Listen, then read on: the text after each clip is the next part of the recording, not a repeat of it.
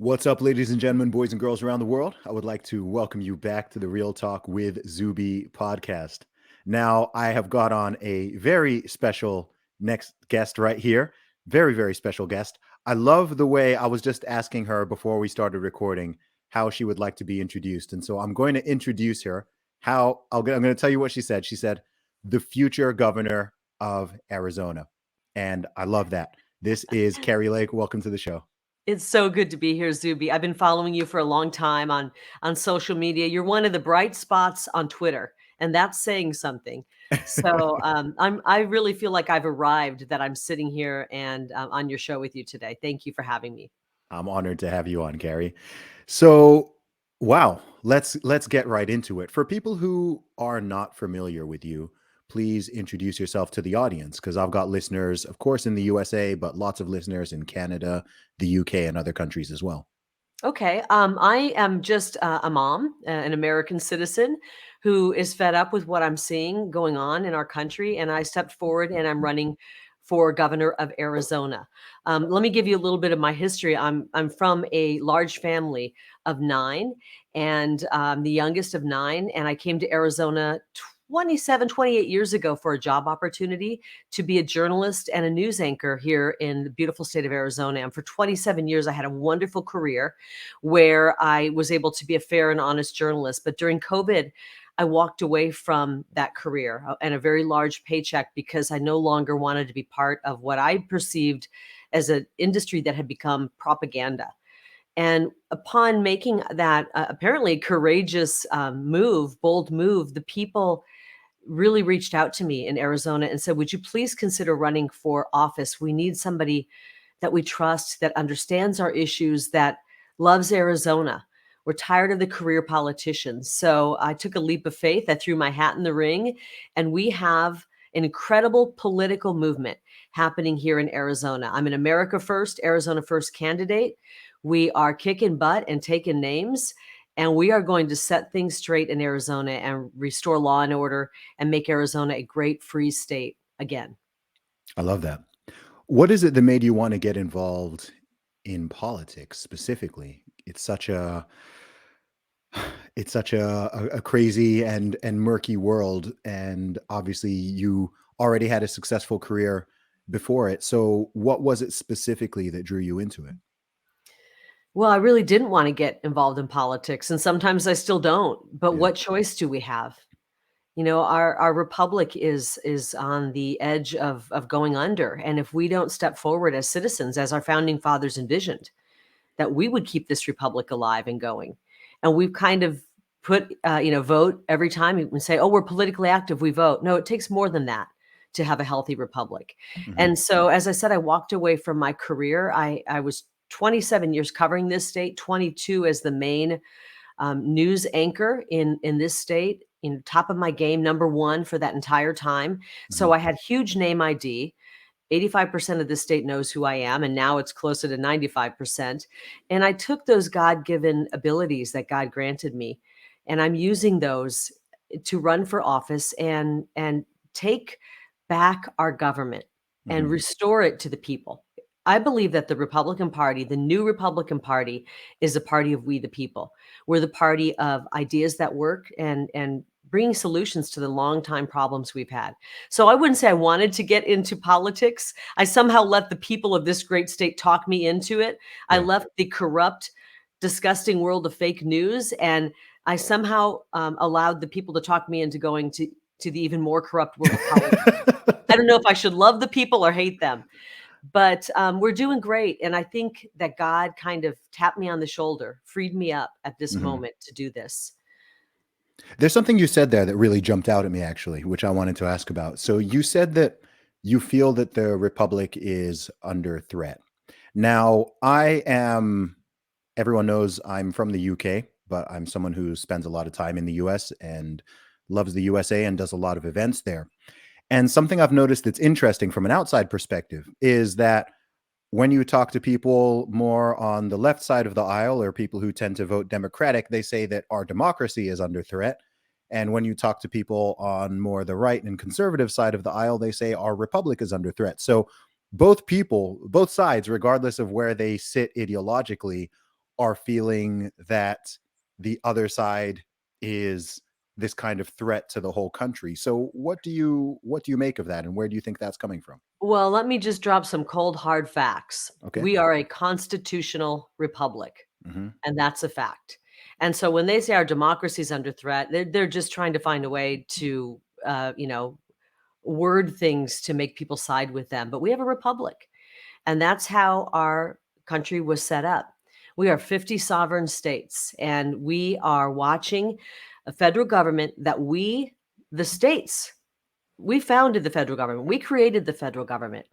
It's not the other way around. And Hmm. we've watched as slowly, slowly, slowly, the federal government got more and more powerful to the point where they're now crushing us. They're trying to take our states' rights away.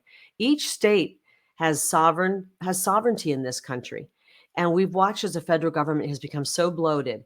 And the people who aren't even elected, who run all of these different agencies, and they're in there, they're bureaucrats for life, and they are starting to control our lives. They haven't been elected by we the people. And so we need to take back that power that the federal government has taken away from us. And I think the left, either they're ignorant and they don't understand that, which is probably a big part of it, or they're just trying to find a talking point that they can sell on social media. But the fact of the matter is, we are a republic. I understand that. Firstly, I think it's useful perhaps to define those terms for people who might not be familiar with the political lingo. So, when you talk about a republic versus a democracy on a basic level, what does that mean? Well, I think I just talked about it. It's a collection of individual sovereign states. And I think when you Hmm. think of democracy, or when people think of democracy, it's majority rules, and that's not how our country is set up. Because when majority rules, and I think our founding fathers were brilliant. Were brilliant when they created our Constitution. Um, Majority rules is, what about in smaller towns and smaller communities? If you just have majority rules in this town, you would have the folks in New York City, LA, and Chicago controlling everything about this country, because Hmm. that's where the majority of the population base is. And it would take people who are in more agricultural parts of our rural parts of our country, and it wouldn't give them a voice. The way a republic is set up is that everybody has a voice. We all have a voice, and we have the power between, each state has two senators, and then so we're equal in that way. But Hmm. then, depending on our population, we have more representation in Congress, in the House of Representatives. It's just a brilliant setup so that we don't end up with that, I guess, so-called democracy where it's majority rules. Hmm. And then what about the little guy? What about the little guy in a smaller rural community who doesn't have any voice? I hear that. If So, everything came from the power centers, the New York and the LA, mhm. what would happen to our rural communities? What would happen to agriculture? What would happen to people in smaller communities across this great country? Yeah, absolutely. No, I understand that. I think it's useful, especially for I think UK and European listeners Yeah. to understand some of those differences. But I think a lot of people in the US as well don't necessarily. I'm not sure that most Americans would know that the USA is a republic. I don't know. I don't know It's what the poll. sad. I don't know what It the poll should on be that is, taught. but It yeah. should be taught in our schools, and one of my policies I'm putting forward is to teach that. We need to Mhm. spend more time teaching the Constitution and teaching our history, and so our kids have an understanding of it. And I Yeah. don't think they do. I don't think it's being taught, properly right now. Yeah, it's interesting. I grew up in Saudi Arabia, and I was in an international school from kindergarten up until fifth grade. Mm, And we did a lot of US social studies. So, for anyone curious, one reason why I have a decent understanding of the USA besides spending time there is that for those first, 6 or 7 years of my formal education, I was more in the American school system, and they did actually teach us some of this stuff mhm. at an elementary school level, but that's where some of that sparks from. Because sometimes people in the US even will be like, "Oh, well, you're from the UK, you don't understand." I'm like, Yeah. oftentimes I have more knowledge than than someone might expect on that. A question I do have to ask though is, how come you chose to run as a Republican? Because what I understand is that am I correct in saying that you have been on multiple sides of this? That you've been on the Republican side in the past, and then Mhm. independent, and then Democratic, and back to Yeah. Republican. Am I correct in Yep. saying that? Okay, can you Absolutely. tell me about that? Well, let me tell you how I grew up. I grew up in the Midwest. I grew up an hour from the hometown of Ronald Reagan, one of our great conservative icons. He was a governor of California, and he was, I believe, one of the greatest presidents our country ever had. And I grew up about an hour from him. He was in Illinois. I was on the Iowa side of the Mississippi River. And he was the president of my youth. And I loved Ronald Reagan. I thought he came into our country at a time when there was great turmoil after Jimmy Carter's presidency, and the country was kind of left in an ash heap. And through um, patriotism and positivity, he helped lift this country up. We were in dark times, and I loved his positive attitude. I loved his ability to lead. And so I greatly admired him as a child. He was my president from 10 to 18. And when I turned 18, because of Ronald Reagan, I registered as a Republican. I've been registered as a Republican almost all of my adult life, Hmm. about 30 plus years or so, except for 4 years when I registered as a Democrat and 2 years when I was registered as an independent. I, like many Americans, got real tired of watching this two-party system where it seemed like they only cared about their own interest and not the people. And I switched parties and I voted for our first Black president, Barack Obama. I had a lot of hope for him. Hmm. And I was interested as a mother at the time with two little babies in which of the candidates were going to end the Iraq war, which I believe we were lied to and why that was started. And I was really disturbed by that. I didn't want an endless war where my son was going to end up, who was a baby at the time, fighting that war if we didn't find someone to get us out of it. They Hmm. lied about the reasons for starting that. And I took a chance on Barack Obama. I didn't believe that John McCain, who I had covered as a journalist at that time for about 20 years, would end any war. As a matter of fact, I figured he might start some wars. Hmm. So I took a chance on Barack Obama. I was excited to vote for the first Black president, and I had really high hopes for him that he would do more. Unfortunately, I don't think it worked out quite that well. But I think that's actually not a bad thing that you would switch parties. Hmm. I think that's the beauty of this country. If you don't like the way your political party is going, you can switch. And right now, Zuby, we're seeing a mass exodus from the Democrat Party because people are now awake to the fact that Joe Biden's policies are destroying this country, hurting individuals, causing them great strife economically, and really dividing us further. So I feel I can relate to people who are walking away from the Democrat Party, and I want to tell them, come on over to the Republican Party because the new Republican Party is truly the party of we the people. Hmm. Everyone's invited. If you want common sense policies that make sense, that help, that solve our problems, then you should come to the Republican Party. When And you that's why say, I'm a Republican. I also love President Trump's policies, by the way. He okay, put America first. And before him, Make America Great Again. You've heard of that, I'm sure, hmm, even if you are in the UK. of course. The first president to say that was President Reagan. He said, Hmm. let's make America great again. Where was I about to go there? Yeah. I'm sorry, I'm a talker. No, it's all good. It's all good. There's so many different ways. There's so many different directions that I can go in because I want to talk to you about policies, of course. I want to talk Yeah. to you about the vision. I want to talk to you about your media career in the past and what made you leave that. So I'm thinking of where to go. But there's a phrase you've used a couple times. Um, the Republican Party is the party of we the people.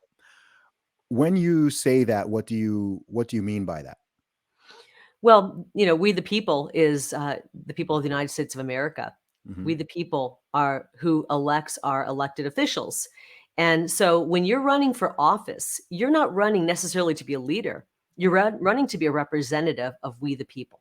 Hmm. And I'm running for office in Arizona, and we the people are the first three words of our Declaration of Independence. And we the people own and control our government. And unfortunately, we the people have not been represented well. It's been political insiders who've been controlling our government. Long time, they call them career politicians like Joe Biden, who's been in there 50 plus years or however many years. That's not how our government was set up. Our government was set up by our founding fathers, that real people, citizen politicians, farmers, merchants, uh, mothers, regular people would step forward, run for office to represent the people in their district or their state, and then do that service to the public and walk away, not get in there and be career politicians where they are at the public teat their entire life. Hmm. And we've got to get away from how politics have become and go back to how our founding fathers envisioned it, which is we the people running for office, representing our people, and then going back to private life. So that's what I mean by that. I hear that. Why do you think that it's changed so much over the last few decades? Because it does seem that in American politics in particular, there have been some real shifts. A lot of people talk about the polarization and Mhm. the Republican and Democratic parties drifting further away from each other. Again, you have people on the left who think that the right has become extreme. You have people on the right saying that the left has become extreme and is, being taken over by socialists and the progressive wing. And then you hear on the other side, they're saying, oh, these MAGA Republicans or these, and I have my own personal political views and I have my own read on the situation, but I always find it particularly interesting, but also confusing when both sides, shall we say, are saying the same thing about the other one. Mhm. And I'm curious to know. I don't think it's always been like that. I mean, you brought up President Reagan. That was before my time, but I mean, Reagan won by a landslide. I mean, so many Yeah. states now, which you can't even imagine voting Republican, right? Yeah. Completely went Republican, right? People used to Won vote. them all Yeah, except people Minnesota. exactly, right? People used to vote. You used to get these type of landslide victories, whereas now you have blue states and red states, and then you have the purple ones and the swing states, and it's much more like no matter who is running, it's like, well, California is just a blue state, right? California, New York is a blue state. People almost don't. It's like people They don't even wanna won't even vote. fight for them. Yeah, Because our yeah. elect our elections have become such a joke, and that's why I've Okay, talked about that. We need to restore faith and honesty in our elections, and I've been at the forefront of that, and I've been criticized for speaking out, but I will continue to speak out because we have to have elections that are run properly, and the laws our Constitution requires that the state legislature makes the rules for voting. And a lot of political appointees and people who shouldn't be making election laws have usurped the state legislatures in these states and made various rules and laws when it comes to elections, and that would be unconstitutional. So we just need to restore honest and fair elections, and I think we will see our country come together a little more. I'm very disturbed that our country is warring, and at it seems to be an ideological war. hmm, Um, and I think that President Trump, believe it or not, the media attacked him and tried to destroy him and tried to turn him into a monster. I think he actually wanted to bring this country together. And Reagan brought the country together through patriotism. sure. And when the left and I think the globalists saw that, they recognized that as a threat. We are a country of many races and many religions. Hmm. We are Americans. I call us mutts. We're just a little bit of everything. And we don't wanna be at each other's throats. We really don't. Yeah. But if you have people battling all the time, then they're not paying attention to the corruption happening. So it's in the kind of globalist special it's in their interest to have us battling. And they Hmm. recognize that we've got to make patriotism a bad thing in order to prevent that from bringing people together. The one thing we all have in common in America is that we love this country. It's the greatest country on earth. And we had that at one point. And then we Yeah. watched the media attack patriotism, attack this country, try to brainwash our kids into thinking this country is bad. And then how do we come together? How do we ever come together if everything is bad? And Hmm. so I think when President Trump came on the scene and wanted to bring Americans together, he was loved before he ran for office. And then I I know think that. the media and this globalist agenda said, "Oh my gosh, we have to demonize him." Hmm. And here's a man who gave up a lot. Talk about a citizen politician, come forth from his very comfortable lifestyle to run for office. And he tried to bring us together on patriotism, but quickly the media jumped in and tried to label that racist and all of this garbage. If you've been to a Trump rally, you'll see that all kinds of people are there. Hmm. They try to paint it as a racist get together, and it's not. It's the most Yeah. loving environment ever. I Yeah. believe we need to bring that love for country back and come together, and that's what can bring us together. Yeah, I agree with a lot of what you're saying there. I think I you know I'm I've said many times, if I were American, I would have voted for Trump in both of the past two elections. Some people don't like that I say that, but that is my position. I'm not in the camp of, oh, he's a white supremacist or he's I think that's all bunk. I think it's all nonsense. I will say though, and I've talked to, boy, at this point probably it must be thousands of people about this particular man, because as soon as just the word Trump, that's going to start no matter where you are in the world, whatever country, whatever city, people have feelings. And I've never seen so many people get so emotional about a single human being. And emotional is an interesting word, because the thing with him is that even though I don't find him particularly, I don't think he's this super villain or whatever. The truth is that his personality does turn off a lot of people, right? When you hear people criticize Trump, they rarely talk about policies or things that he actually did. It's all personality based. It's about his character, and I don't like the way he speaks, and I don't like he says that, and his tweets, and this and this. And I'm not really wired that way. I'm wired when it comes to politics. I'm very much like, how does it is stuff working? Where is the ball landing? Not what does the swing look like, but okay, where's the ball? Where's the ball landing? Right. If I'm in the USA, I was in the USA in 2019. I was in the States in 2020. I've been there. No, not 2020 for reasons, but 2021 and 2022. And when I was there in 2019, I was like, okay, well, stuff is working well here. Like, stuff is good. The economy was flying. Unemployment was low. Things were generally ticking along well. And I spent time in California, I spent time in New York, I spent time in Texas, Florida, great, all over, and stuff was fine. So people were complaining and moaning, and my Uber, I was getting in arguments with Uber drivers about Trump and stuff, and I was like, yeah, but stuff is fine, stuff is working. And then when I've been back more recently, then it's like, whoa, the prices have shot up. Even since 2019, the prices have gone way up. Look, I know there was the past 2.5 years, and there's this and there's that, but stuff isn't working anymore. It's not. No, it doesn't feel as safe. It seems like there's more homelessness, there's more this and that, and it's like, yeah, but no mean tweets. And so, in my perspective, I think that what the USA really needs, and what the Republican Party needs, or independents need, are people who can have good policies and get the US in a good place, but also win over some of those people in the middle. I know people who are conservatives in the UK, right? Straight up conservatives. But I know if they were American, they wouldn't have voted for Trump just because they found him that abrasive. They would have rather voted against the actual policies that they support, because they were that turned off by the individual. So I think it's important, even though that's not my perspective. You're more pragmatic and not emotional. Yes, I'm more pragmatic, but I recognize that millions and millions of people lead more with their emotions and how people make them feel. You also have a strong mind that you can't be brainwashed.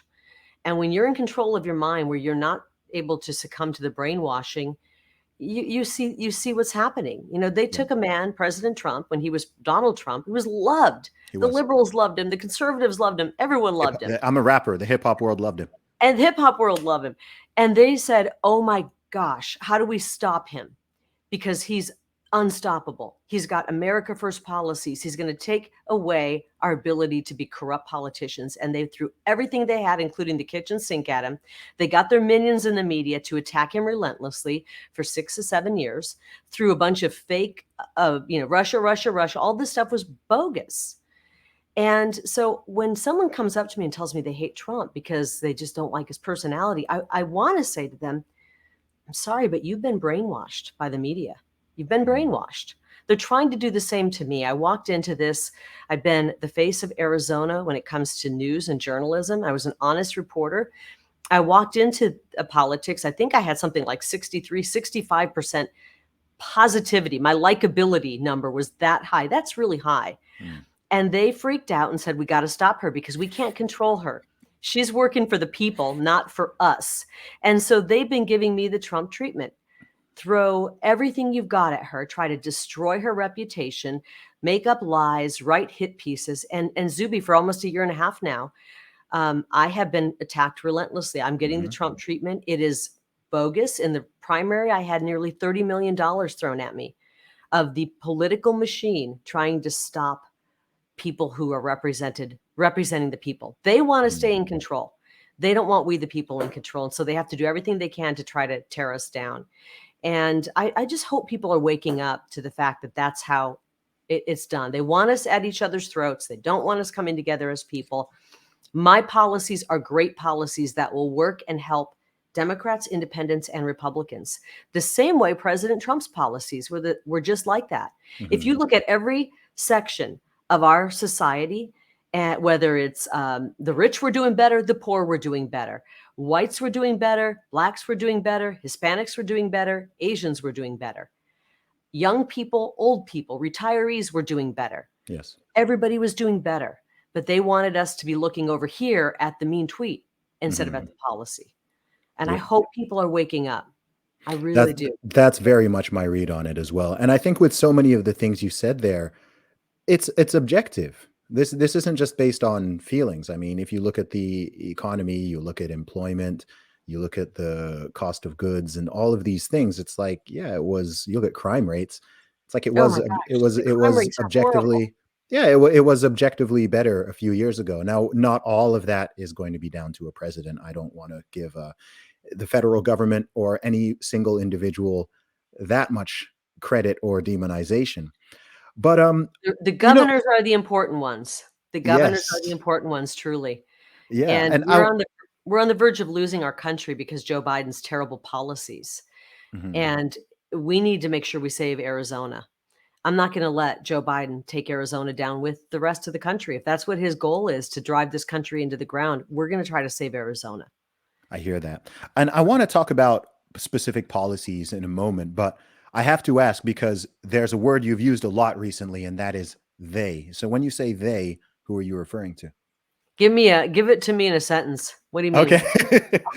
you said that that I use they, the, and yeah. You were saying that they said that they've thrown $30 million at attacking you. You said that they are trying to bring down the country. They are tearing people apart. They are spreading propaganda. And well, I think what I mean by that is the political elite.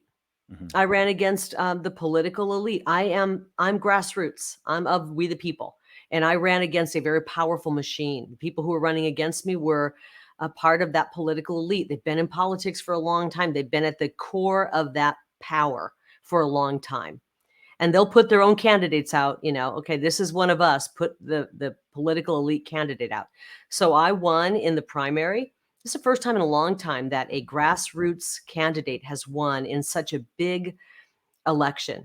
And I won in the primary. And now I'm up against frankly, a socialist Democrat who is also controlled by the political elite. The political elite controls both sides of the aisle. I'm sure you're aware of that, how that works, where it's kind of one and the same. They're a big uniparty. And so when I refer to it, I refer to the same people who helped drag this country down a generation and a half ago when they started selling out our companies, our great companies, sending our manufacturing overseas to China, and leaving our cities and our communities in despair. When they close down the factory, when they close down manufacturing, when they send our businesses overseas, what does that do to the family? Dad's all of a sudden out of a job. When dad's out of a job, you've got problems that are created within the family. How do we replace that job? How do we put food on the table? It has been a very slow destruction of our country, of our families, and our communities. And that's why we're going to come back and put Arizona first. I want to start helping companies relocate into this country. And I think Arizona is poised to take some of those great countries and bring them back, companies, pardon me, and bring them back. Yeah. We have to start building up America, because what's happening is especially when you look at Arizona, and I'm speaking from Arizona, is we have a president who came in, Joe Biden, and pulled back a policy at the border that was working under President Trump. I covered the border for 27 years, never been more secure than under Trump. Biden comes in, pulls that back, and now the cartels, these narco terrorists, are in control of our border. They're pumping in record amounts of the most dangerous, deadly drug we've ever seen in this world, fentanyl, and Arizona's become the pipeline for that. I believe there is an effort to destroy our country from within with these drugs. These drugs, you don't, this isn't necessarily just for a high, Zuby. I've Yeah. talked to many moms and dads on the campaign trail. Their daughter, one woman said, my 22-year-old daughter took a half a Xanax pill, or so she thought, and died. A half of a pill shouldn't kill you on anything. But Hmm. it's like the opium wars of centuries ago that brought down dynasties. They're trying to Yes. weaken our country from within, get people hooked on drugs, kill people with this poison, decimate our neighborhoods. What's so interesting, I'll tell you, because there's going to be a gap between when certain podcasts come out, but the previous person I was speaking to for an episode of this podcast is a very well-known musician who's just relocated from Las Vegas to Arizona. He is also Hmm. someone who was telling me that his two of his own brothers and dozens of people that he knows are addicted to drugs. He knows dozens of people who have overdosed when he grew up in Philadelphia. He has seen everything that you are talking about. He's even mentioned some of the same drugs by name. And so it's actually really interesting you brought that up. Of course, you're running for governor of Arizona. He's just moved to your state. I actually asked him, I'm about to speak to Kari Lake. What would you like me to ask her? His question was about how you'd ensure election integrity. But I normally don't sort of reference other podcasts within ones that I'm Interesting. recording, but I can't help but bring together those connections because that's so Well, interesting to please me. reach out to him and make sure he's registered to vote. Okay. Make sure he's registered, and I hope he votes. If he wants sanity, if he left, where'd you say, Las Vegas? He left Las Vegas because he was worried that Nevada is copying the policies from California. Well, I can tell you my opponent is pushing for those policies in California to bring Mhm. them here. Her idea of utopia is California. And this is why, I'm not in this because I have political aspirations. I really didn't want to get into politics. Mhm. I don't like the idea of politics. It's dirty and gross. Yeah. But somebody's got to get in there and do the right thing. And our border's a mess because of Biden. And a governor can take back control of the border. It's right there in the Constitution. I've Mhm. got a policy to deal with the homeless crisis. We have chronic street homelessness that in the past 4 or 5 years, we've watched that population double.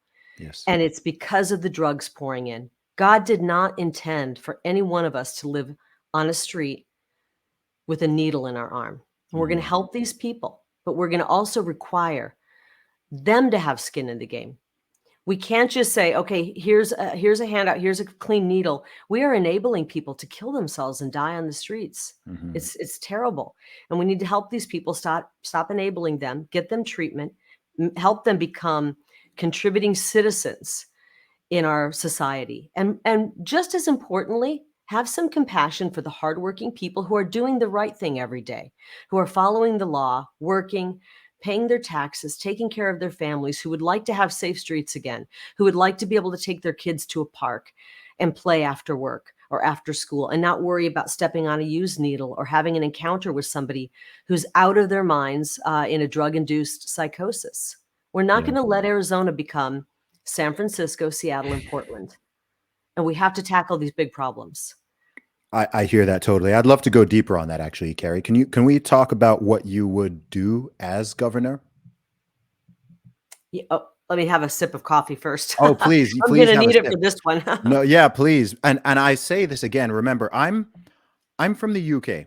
I'm someone who travels a lot. I've been to about 20 different states in the USA. I've been to dozens of different cities and I've seen firsthand what these different places are like. I've had my mind blown by certain cities because I've seen things that I've never seen in any European country or any Middle Eastern country or anywhere, right? Mind blown in a Hello, good way or a bad way? bad way. I'm talking Skid Row. I'm talking the Ooh, Tenderloin in San Francisco. I'm talking certain parts of Austin now more recently. And it's one thing to hear about stuff. It's another to see it with your own eyes and to see the yeah. change over a period of time. So you as governor, when it comes to, let's be specific. Let's Sure. talk about the two things you that we just touched on. You Okay. touched on the border and the border, the drugs, the homelessness. I've got 4 things that are really important. The border, Let's go. homelessness, Mhm. restoring quality of life, reducing crime, and giving our kids a proper education so they can be self-sufficient right out of high school. There's no reason we should have to drag it out another decade for them to figure out what they're doing. Let's get them ready for the real world. So, and they're all kind of tied together. I really believe they're tied together. So we're going to secure the border. We have to. We're going to take that back using our Article 1, Section 10 powers. Government is supposed to secure the border from invasion. They're not doing it. We have the largest invasion we've ever seen on our homeland since the founding of this great country. And we're going to go right there and invoke our Article 1, Section 10 powers. And under Article 1, Section 10, if you're being invaded, your citizens are in imminent danger, and time is of the essence, there's no time for delay, then you, the state, has the power to protect your border. And we're going to do that on day one. We're going to get boots on the ground, take back control from the cartels, and work tirelessly to stop the flow of this deadly drug, fentanyl, from coming into our country. Our children are getting their hands on it. I'm serious when I say the opium wars. Go back. I encourage your listeners, Zuby, to look into that. Dynasties were brought down through drug addiction. We know how it destroys an individual life and then the people around that individual life. And imagine what it's doing to a whole country when they're pouring record amounts of fentanyl, what we're confiscating is enough to kill everybody in the world. That's what we're confiscating. What about the stuff that's getting through? And they're making it look like candy now, which is really horrifying. They're trying to kill us and destroy our country. So we're going to tackle it at the border. We're going to work on the homeless population because we can't have that burgeoning and growing. We have to stop the drugs from coming in if we're going to try to get people off drugs. It's a big task. I understand that. I'm not living in la la land where I think this is going to be easy, but we don't have the choice but to tackle these hard problems. We're going to ban what they call urban camping. You've probably seen it if you've been to LA. Venice Beach has become tense. For sure. And the only way to do that, because of some court rulings, is to have enough shelter beds in order to get people off the street and into a shelter bed. You can't ban urban camping if you don't have enough shelter beds. So we'll make sure we build some quick shelter beds so we can say, look, we have enough shelter beds. Now you cannot live on the street any longer. It's not going to be fun. It's not going to be easy, but we have to do it. We're going to get people the option for treatment. And then we're going to start doing what they call broken windows policing. This is how Rudy Giuliani back in the 90s turned New York City around. New York City was so dangerous, and it is now. Frankly, they need another Rudy Giuliani to take over New York City. It's become unlivable as far as I'm concerned. Broken windows policing is when you start to go after the little crimes. If you turn away from the little crimes and ignore them, then you get more crime and more crime. Lawlessness leads to more lawlessness. And so we're going to tackle the small crimes and go after them. And a lot of times it's people who are homeless. They're trying to get a little money for their next hit. And so they'll steal something, they'll cause problems. So we're going to arrest them and then expunge that arrest if they agree to get help. That's how we're going to do the tough love to get people help. And I can keep going on. My policies are great. They're on karilake.com, and you can see it. I don't think I can describe the entire policy here. I don't think we have enough time. But I do encourage your listeners to go look at my homeless policy, my border policy, my education policy, and encourage their elected officials to take on these policies. They can steal it. I don't care. They don't have to give us any credit. We just want to see every city turned around, getting people who are struggling help, people in despair help, and also for people who are doing the right thing, give them the safety and security they need. Yeah. It's so interesting to me. And look, maybe this is my conservative bias, right? But what you're describing to me is it's so obvious. One of the things I find strangest about the USA is because you have the 50 states and you have the republic and you have the different governors and mayors in different cities and states, you can very clearly see what is working and what is not working because you have a comparison. It's not like the UK or most European countries where it's kind of top down and it's sort of the same everywhere, right? Yeah. The UK doesn't have a California and a Florida and a Tennessee and an Alaska, right? It's kind of all the same, right? Yeah. The policy goes and it's kind of the same. It's not like, oh, that particular city is getting really bad and this one is thriving. You could maybe do Ireland, Scotland, and England and compare there. But even there, it's The even difference. the different, even England, Scotland, Wales, Northern Ireland, it's still, it's the same prime minister. It's not, it's also geographically a much smaller place, right? The whole UK is smaller than just Texas. So it's not the same. But what I find weird when I'm in the States is, I mean, I see people I spent a lot of time in Austin. I'd say a quarter of the people I know in no, I'd say a third of the people I know in Austin are from California, and most of them have moved in the past 3 years. I was in Miami recently.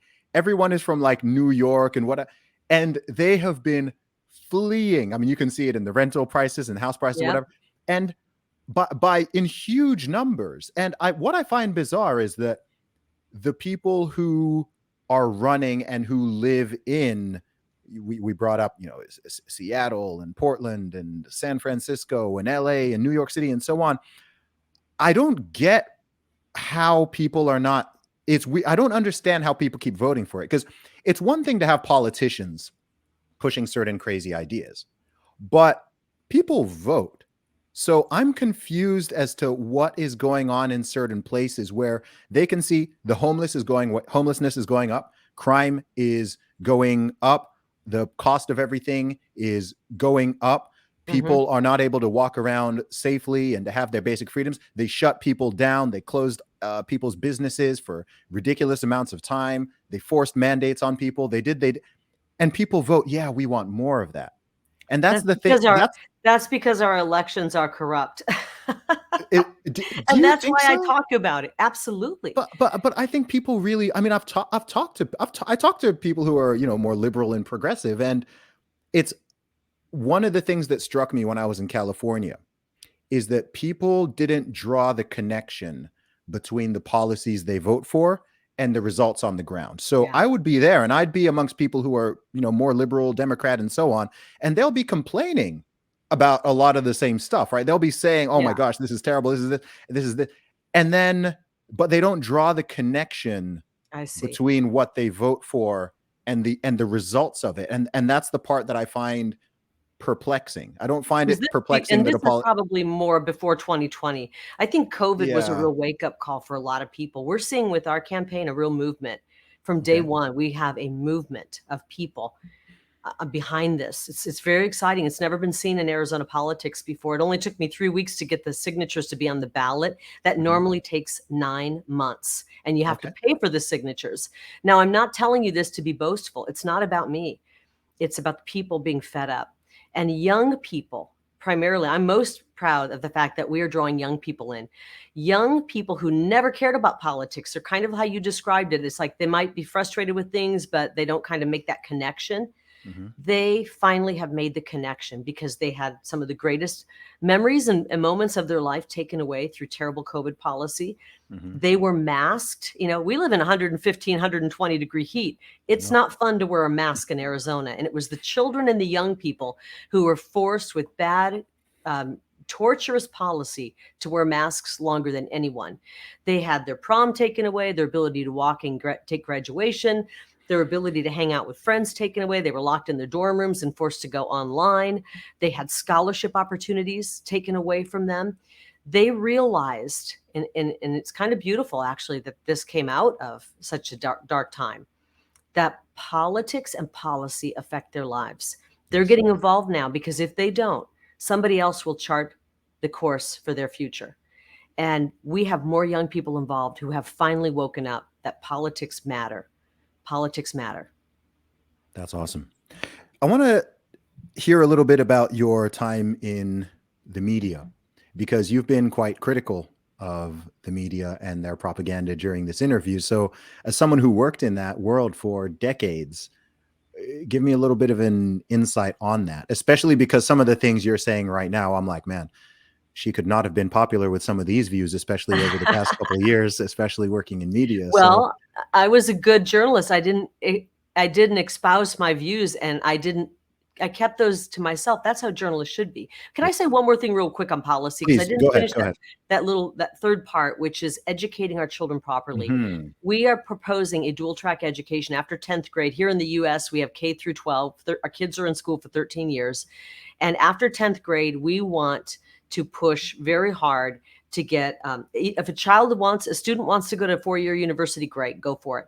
But if they don't, we want to push trade skill training, vocational training, career certification right there in high school. Let's go. A lot of the problem is that we want our kids to go from point A to B quickly and successfully, but they don't know what point B is, and we're not giving them the options. The real jobs are some of those trade skill jobs. I've been to a program down in Vail School District where they have all kinds of vocational training right there in high school.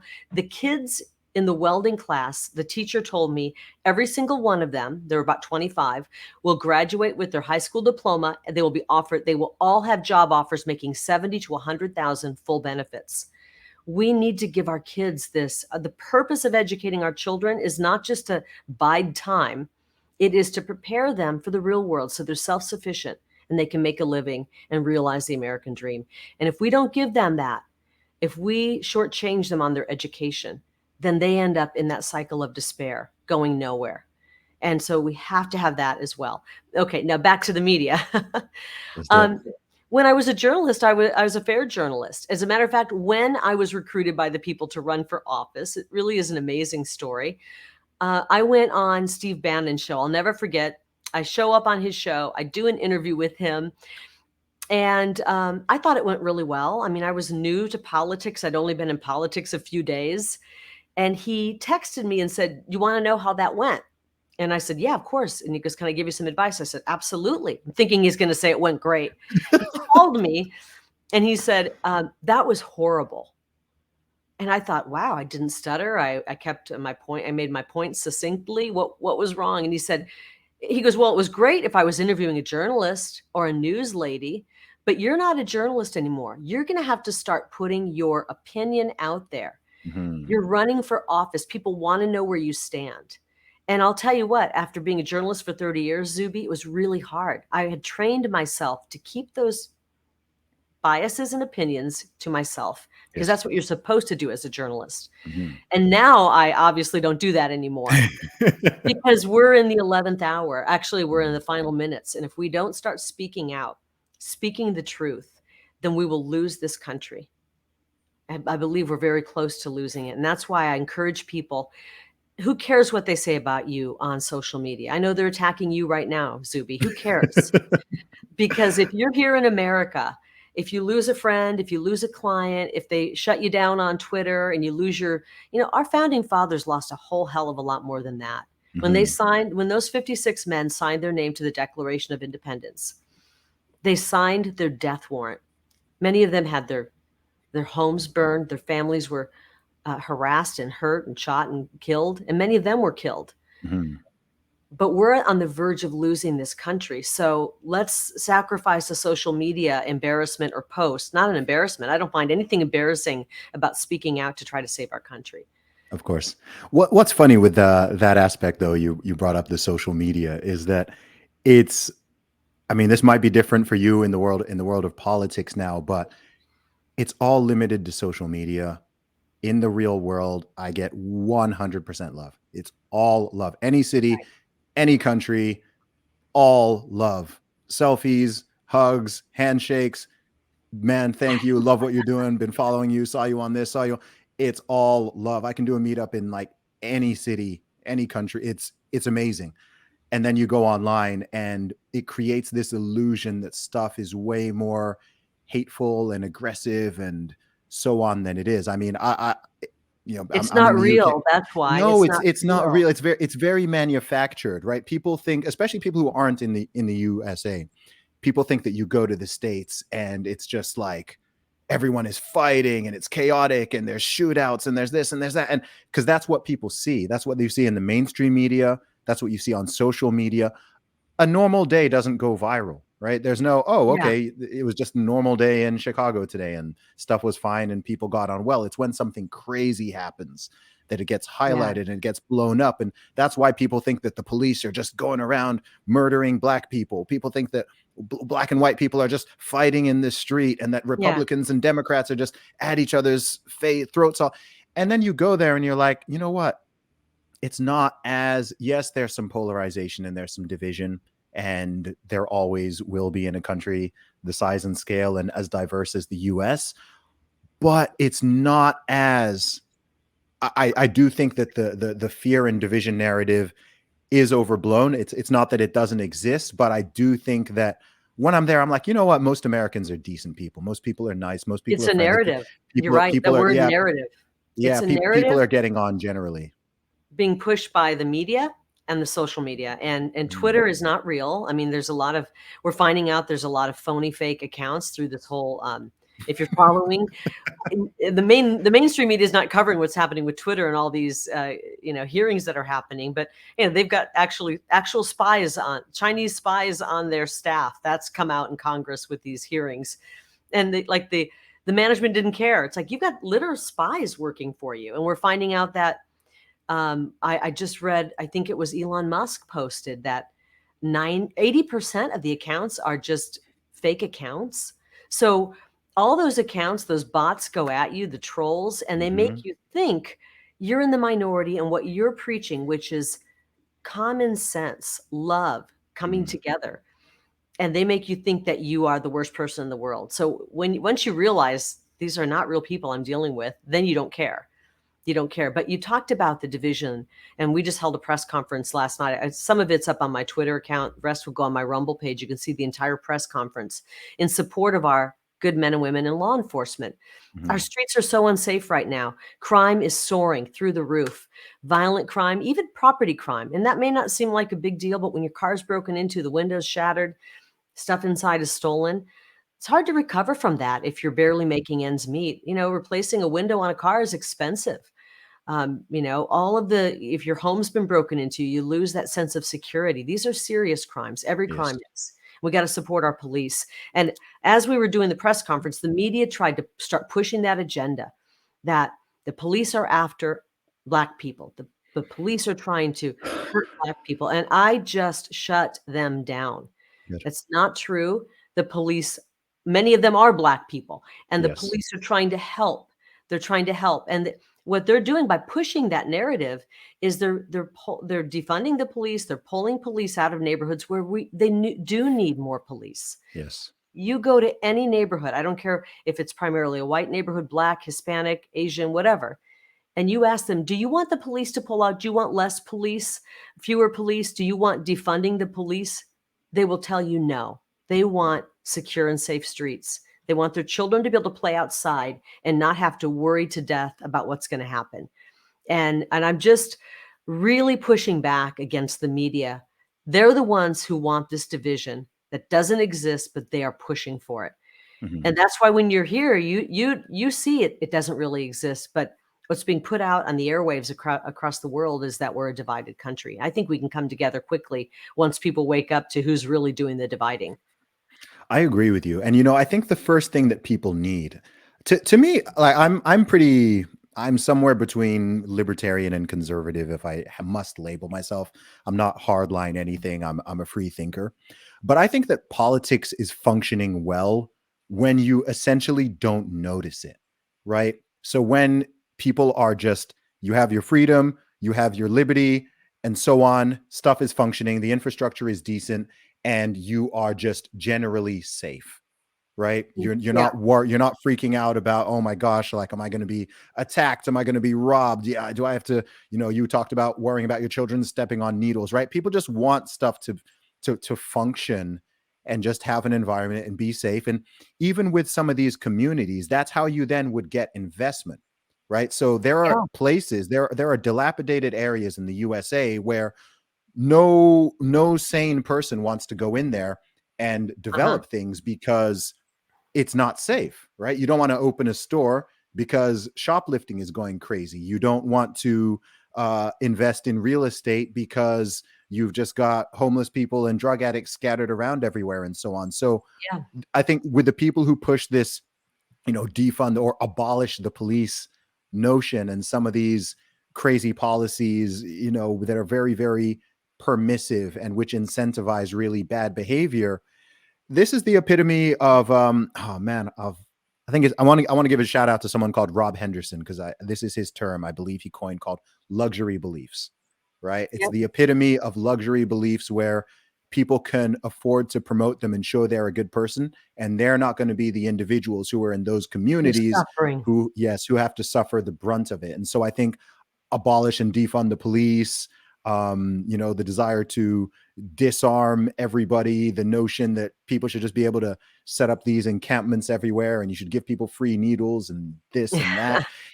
It's it's so counterintuitive and non-commonsensical, and it makes people feel good, but ultimately it just, open border policies, and it just ends up hurting the people It's who, virtue signaling, yes, and it's primarily pushed by, white, upper, rich, maybe Ivy League educated people, university graduates. and it's hurting poor communities. Yes. They act like they care about poor communities or even middle class it's hurting them. So they push this, notion that the police are all racist, and then they convince people that that's true, and then there's strife, and Yes. they push to defund the police. We have fewer police. Even if they don't defund the police, when they're constantly under that kind of verbal and attack in the media, they decide to go and do other professions. Why would you want to stay in that position? Mhm. And then these neighborhoods where crime is happening, they stop pursuing the criminals who are inflicting this crime on innocent people. And we just talk about the smash and grab stuff. Pretty soon, a store, after having 3 or 4 of those incidents, they go, "You know what? We can't make money doing this anymore. We're gonna pull up and close the store." Then you have a community that doesn't have a store anymore, and you have despair in these communities. And the people who are hurt, you're right, are not the people pushing this. Yeah. It's really a sick, twisted, and I blame a lot of it is the media for perpetuating this. Yeah. Now, the last question I want to ask you, Kari, on this topic is, I have a question around as a member of someone who's running as a Republican. I've said many times as an outsider, I think the biggest issue in the Republican Party, really, that doesn't get talked about is what I would call branding. I think that for many, many years, probably my entire life, I've noticed that the Democratic Party has the upper hand in branding, right? They've managed Yep. to brand themselves as the party for women and black people and minorities and gay people and all of this, right? We're the diversity party.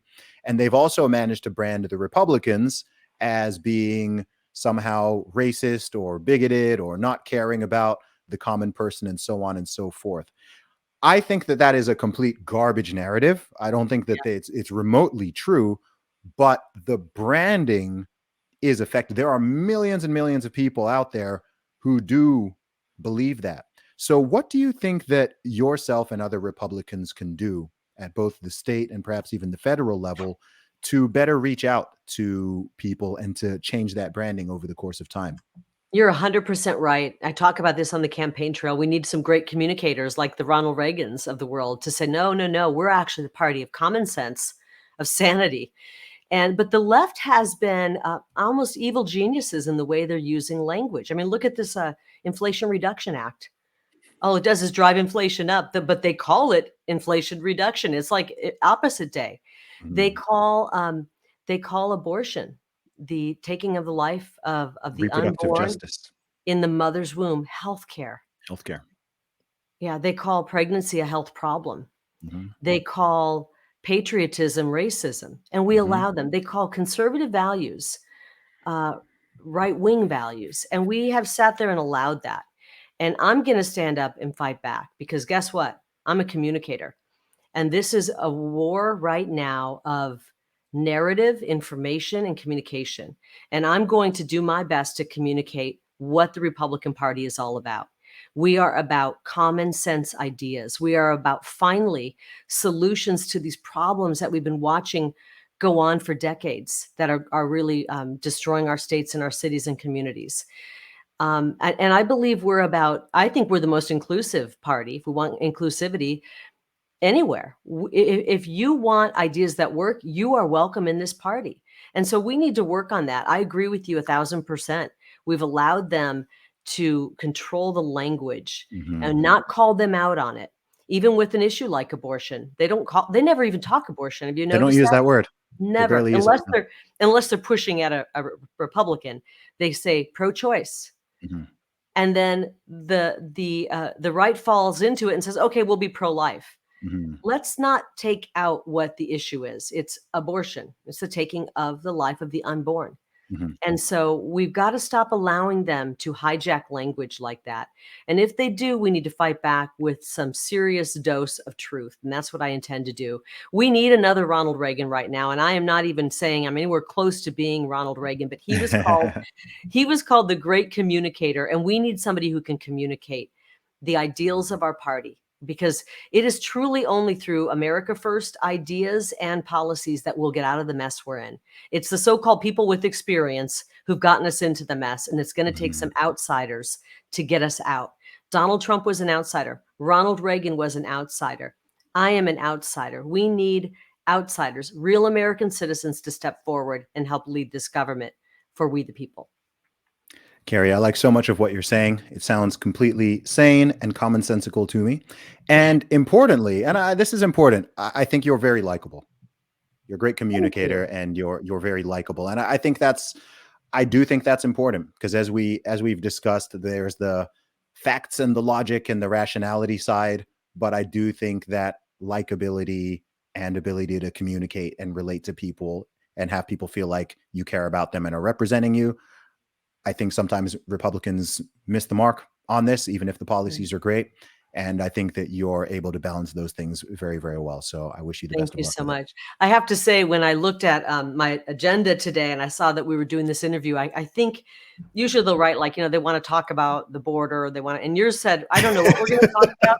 It's free flow.